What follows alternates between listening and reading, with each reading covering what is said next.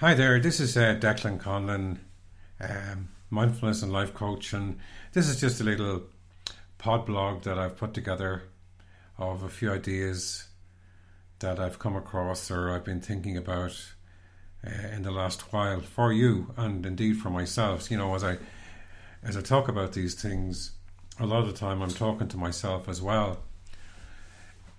People often ask me, can I recommend a book on mindfulness, which is a nice, easy read, and they can pick up and put down again and pick up bits about mindfulness. And the book I'd recommend is a book called Peace is Every Step, and it's by Thich Nhat Hanh. That's THICHNHATHANH.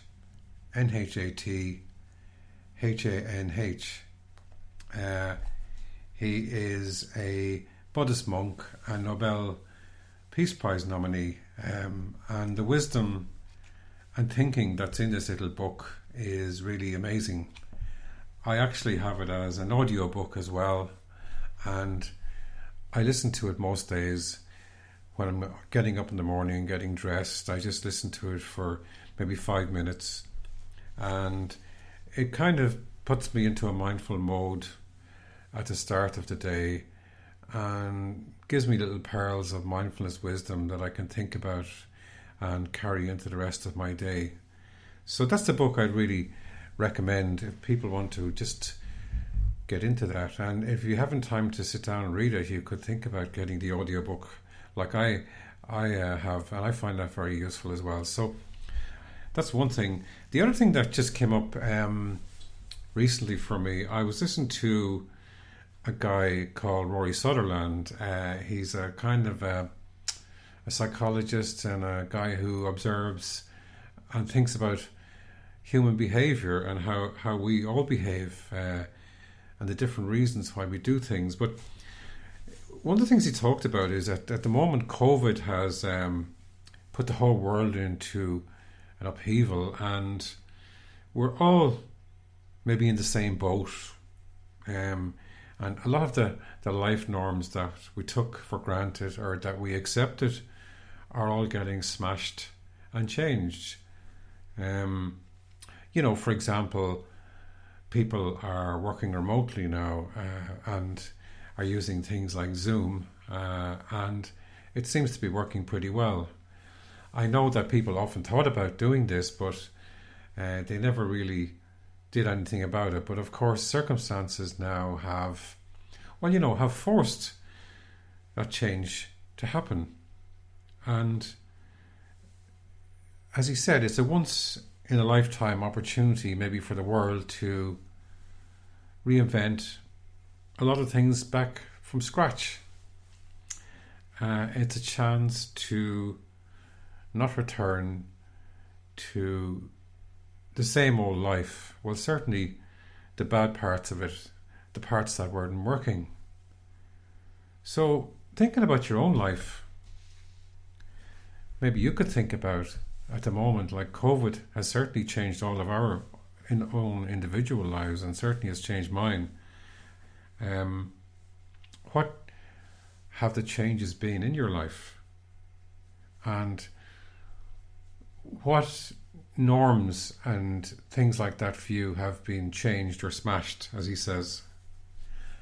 And what could you do to reinvent your life in some way?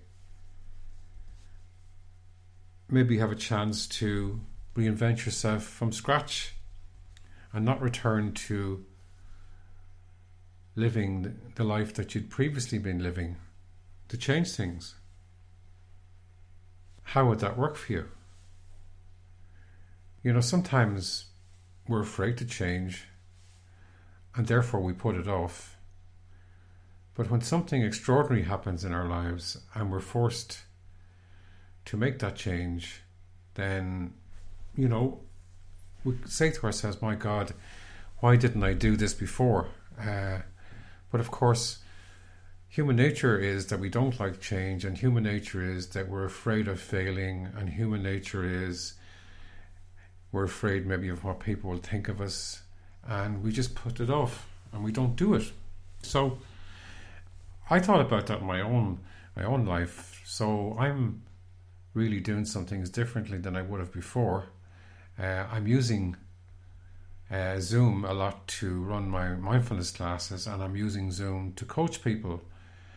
And it really has opened up things, because there are people now attending my classes who don't live close by, and there are people that I'm coaching on a one-to-one basis that don't live close by. Whereas previously, I would have had people within a sort of a 20-minute or 30-minute drive from my house, and the same for my classes, my mindfulness classes that I ran.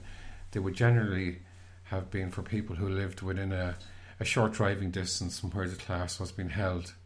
So that has changed for me, and it was something I often thought about. But now that I'm doing it, I think I would find it difficult to go back to the old way of doing it, because I have much more flexibility, and also the people who are using my one-to-one coaching and people who are attending my classes are doing that for me as well. Another fantastic thing as well is giving me the opportunity now to attend courses myself to improve my mindfulness teaching and my coaching. So I've attended courses online in Oxford University, and the amazing thing is there were people maybe from 22 different countries from around the world on these courses. So it would never have been possible for me, and it would never have been possible for them to attend these courses without spending an awful lot of money on airfares and accommodation, etc. But through the marvels of technology and the fact that in Zoom the tutor can allocate us out into breakout rooms, I was able to talk to people from countries like Turkey, Iceland, China, and so forth. And of course, the common thread we all had is we could speak English. So that was really brought home to me the importance of English and how it is really the universal language. I know other languages are important, but English really is the universal language in the world.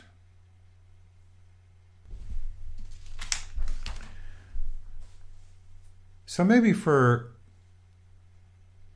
a little bit of time, you might just sit down with a piece of paper and think about what I've just said, and think about what you might like to change in your life.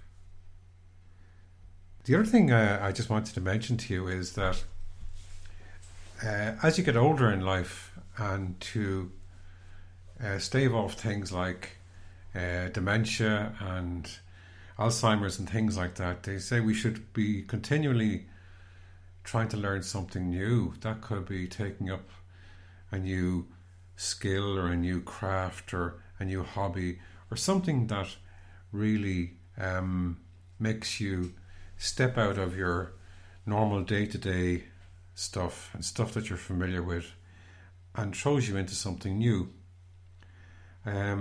So what I've actually done is I've taken up growing vegetables. I've never grown anything in my life. I'm not really a gardener, but I'm now learning how to do it. So I'm nurturing plants from seeds, and then I'm growing them indoors, and then we'll be planting them outside. And I'm also growing things like potatoes and stuff like that. And I'm finding it is really fantastic, because it's making me do something different that I hadn't done before, and I'm really enjoying it. And I'm also learning, and I'm also appreciating what it is to grow things, and I'm appreciating nature. I'm appreciating how you can have this tiny little seed and suddenly it can grow into a vegetable that you can eat. And of course, what it's also taught me as well is the concept of patience, that when you're growing things, you can't rush things. When you're growing things, you have to look after the plants. You have to water them. You have to make sure they have sunlight and heat, or they won't thrive.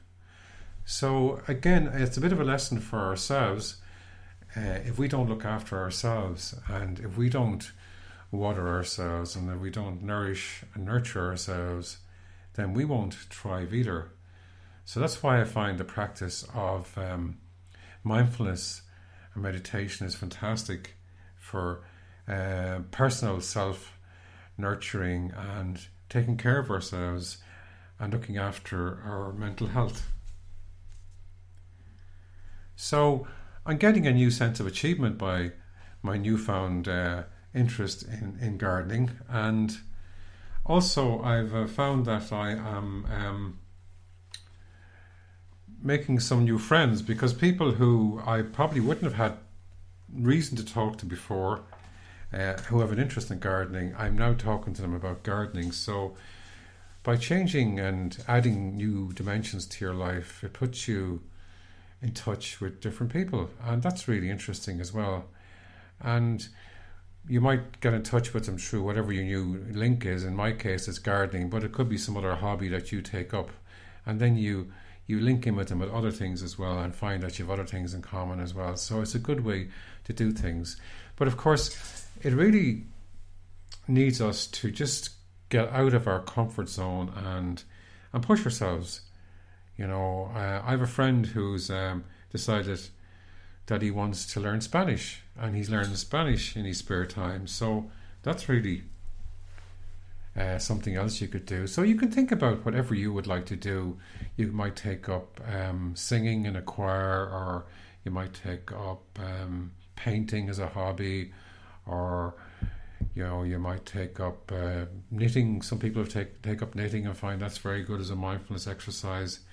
Think of something that you could do, and you don't have to be a roaring success at it. It's just to have that challenge of doing something different. You don't have to do it perfectly. Nothing in life is perfect. You're not perfect. But as long as you try your best and you enjoy, that's really good. So that's something you can think about. Another idea I just want to talk to you about is the idea of habit or task stacking. And this idea I read about recently in a book called Atomic Habits by James Clear.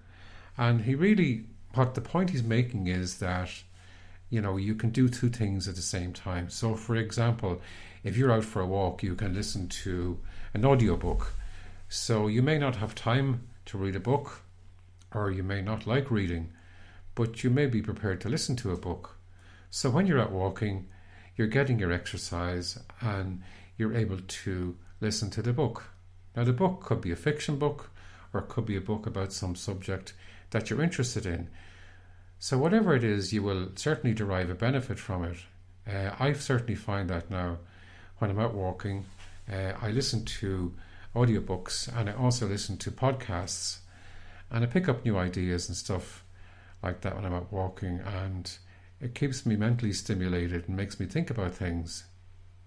But one thing I do when I'm out walking, I go every day for about 10,000 steps, and which is good. But what I do is, for the last 10 minutes of my walk, I take a time to be mindful and meditate as I walk. So I switch off all audio and music and whatever else I'm listening to, and I start to walk, and I just notice what's around me, what I can see, what I can hear, what I can smell, all that sort of stuff, what I can touch. So I notice, I can see the birds, I can see the trees, I can hear the sound of the breeze, I can hear the sound of the traffic, I can feel the touch of the breeze on my skin, I can feel the touch of my feet against the ground as I walk. And when I'm walking, I count my steps. I might count 1, 2, 3 and breathe in, and count 3, 4, 5, 6 and breathe out, and keep doing that as I go along. So I do that for the last 10 or 15 minutes of my walk. So during my walk then, I kind of combine exercise, I listen to an audiobook or a podcast, and then for the last short part of my walk, I do a bit of mindfulness meditation. So that's something you could try as well. You can always squeeze and weave these things into your life if you really, really want to do that. So that's something you can think about as well. So that's really most of what I wanted to say to you in this pod blog. I've just finished doing a 6-week mindfulness course with a group of people in Laois, and it was fantastic. We got on very well together, and I really enjoyed it. And you know, when I'm teaching a mindfulness class, every class is different because there's different people. And as a mindfulness teacher, me teaching people, I learn from them, and the more I teach, the better teacher I become, and I get feedback from them as well. And also I'm doing some coaching online as well. That's one-to-one coaching, and I have a client who's off at the other end of the country, maybe 150 miles away from me, and picked up my information through my website and through my podcasts and meditations, and decided would like to be coached by me. So I've been doing that as well, and that's working out very well on Zoom. And you know, it's amazing how comfortable people are getting with Zoom now. I even see people who are quite elderly who were really scared of technology, and again have been putting it off, but because they now feel, well, I've got to do this to keep in contact with the world, then it's amazing. They've pushed themselves into a situation to do something that they never thought they were capable of. So that's really what we can all think about. Sometimes we do need something in our lives, something that happens that pushes us to change and do things we never dreamt or imagined that we could do. It's a pity that it often takes something as dramatic as COVID or some major calamity or disaster or loss in our lives to push us into this, but that tends to be what happens. Of course, you could every now and again, maybe once a year or once whenever you feel the need, go and use the services of a life coach to check in on your life and see how you're getting on, and are you running your life on autopilot and really just doing the same old. So I'm a life coach, and I help people to look at themselves. I help people to look at where they are now and think about where they want to go and where they want to be, and are they living the life that they want.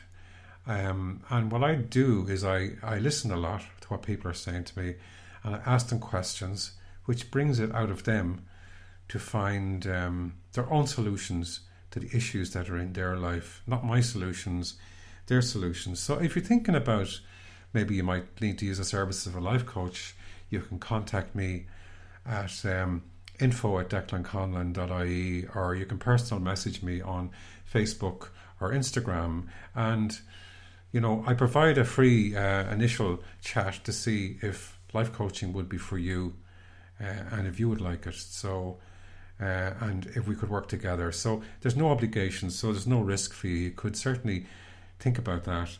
And also I will be running future mindfulness online courses, so you keep an eye out for them as well. I usually publicise them in my Facebook page and on my Instagram page, and again, people have found those to be very helpful and help them to be more mindful and thoughtful and less stressed and anxious in their lives, and I suppose happier and flourish. So look, I'm going to leave it at that for this pod blog, and wish you all well and wish you happiness. And there's a loving kindness meditation, which goes like this. You know, we to wish each other happiness, we say, may we be happy, may we be safe, may we be healthy, and may we live with ease. So each morning you could say to yourself when you wake up, may I be happy, may I be safe, may I be healthy, and may I live with ease. Take care, and talk to you again soon. Bye.